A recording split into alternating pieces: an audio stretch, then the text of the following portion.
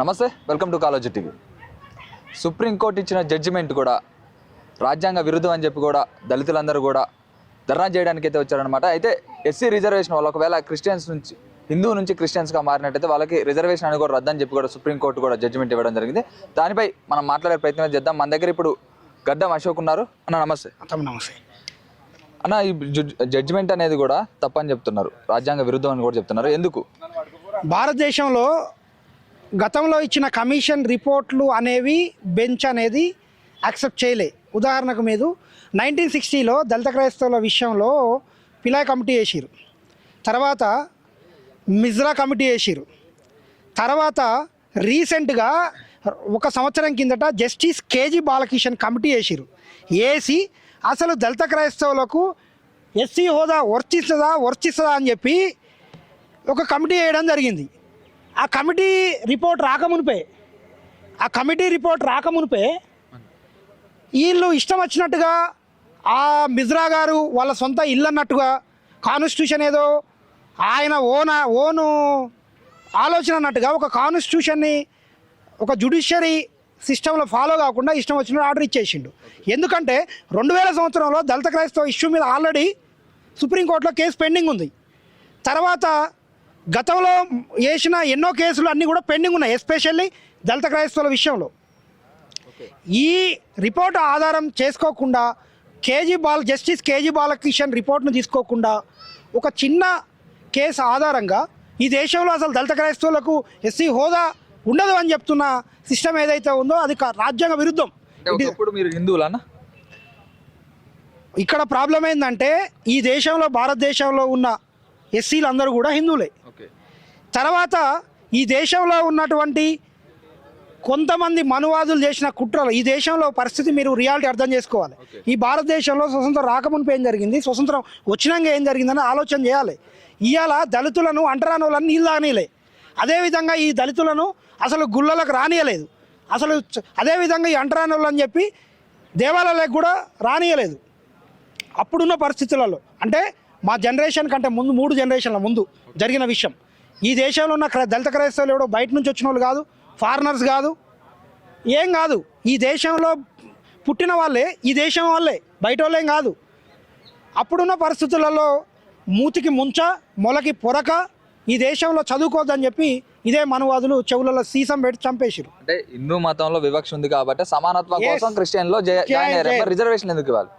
Exactly ఎందుకు ఇవ్వాలంటే, reservation ఎందుకు ఇవ్వాలంటే క్రిస్టియన్లుగా మారిన మాలా మాదిగా, అదేవిధంగా ఎస్సీ కులాలన్నీ కానీ, అదేవిధంగా ఎస్టీ కులాలు లంబాడ కానీ ఏదన్నా కానీ వాళ్ళను సామాజిక పరిస్థితులలో విలేజ్లలో క్రైస్తవులు చూడట్లే.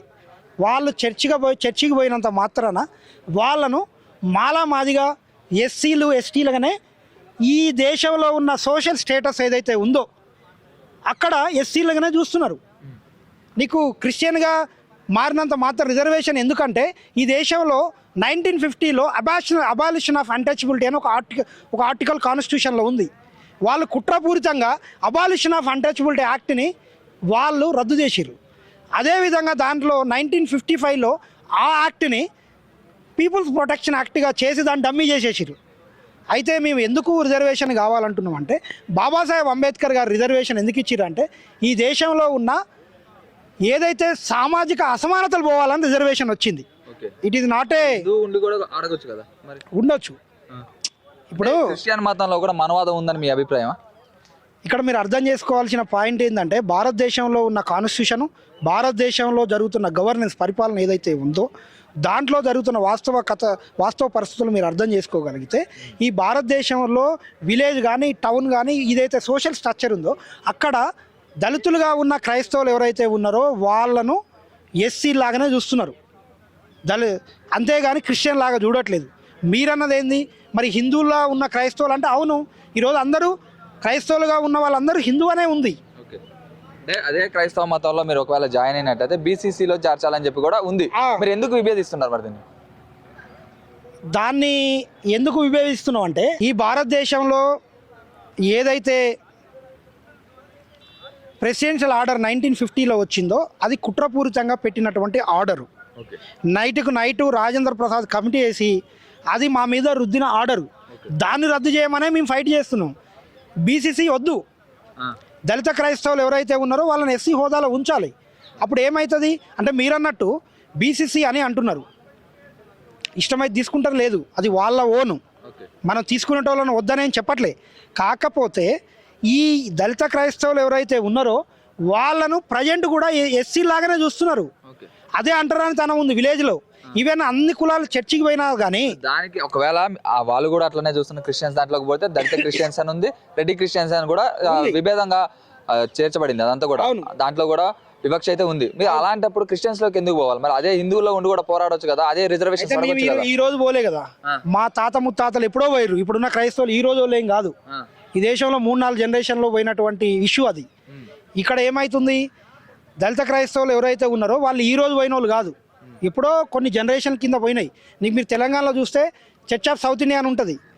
ఆయన ఎవరు, బిషప్ హజరే గారు ఒక దళితుడు. బిషప్ హజరే గారికి ఇదే నిజాము 1500 ఎకరాల భూమి ఇచ్చారు ఆ టైంలో. ఇదే అంటరాని తనానికి నిర్మూలన జరిగింది. బిషప్ హజరే గారు ఎంతోమంది అంటరాని వాళ్ళందరినీ ఆయన హక్కున చేసుకొని ఇలా ఎడ్యుకేషన్ ఇవ్వడం జరిగింది, ఫ్రీడమ్ ఆఫ్ స్పీచ్ చేయడం జరిగింది. అవన్నీ ఉన్నాయి. ఈ మనువాద సిస్టంలో లేదు. ఏదైతే ఈ మనువాద సిస్టమ్ ఉంటుందో, తల నుంచి బ్రాహ్మణులు పుట్టినరు, అదేవిధంగా ఎదురుమని క్షత్రియులు పుట్టిరు, మోకాల నుంచి శూద్రులు అతిశూద్రులు అని చెప్తున్నటువంటి మనువాద సిస్టమ్ ఏదైతే ఉందో అందులో అసలు ఎస్సీలను అంటరాని వాళ్ళు కూడా కాదు, ఊరికి బయటనే వేసారు కొన్నేళ్ళు. మనువాదం అదే చెప్తుంది. ఈరోజు క్రిస్టియన్స్ లోకి పోయిన తర్వాత మీ అందరూ కూడా ఊర్లో నుంచి లోపలికి వచ్చారా? అంటే ఊరి బయట చాలా వరకు చేంజెస్ అయినాయి, ఇది నిజం. అందులోనే అదే క్రిస్టియన్స్ దాంట్లో కూడా దళిత క్రిస్టియన్స్ అని ఉంది, రెడ్డి క్రిస్టియన్స్ అని, రెండింటి కూడా విభేదం ఉంది. నేనేమంటున్నా, ఈ దేశంలో ఉన్న మతం వేరు, అదే విధంగా ఈ దేశంలో ఉన్న మతం అనేదేమో మార్గం. అంటే హిందూ మతం అంటే దేశం ఎందుకు? హిందూ మతం ఎప్పుడు దేశం అవుతుంది? మేము హిందూ మతానికి అగెనిస్ట్గా పోలే కదా, హిందూ మతం మీద ఏ రోజు కూడా మనం తిట్టలే కదా.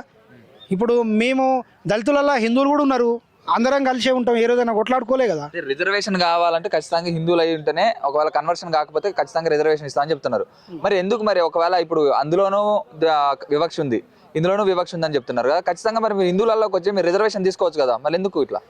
ఇప్పుడు ఈ చర్చ అంతా కూడా ఈ రోజు స్టార్ట్ అయింది కాదు, 1960 నుంచి జరుగుతున్న ఫైట్, 1950 నుంచి జరుగుతున్న ఫైట్.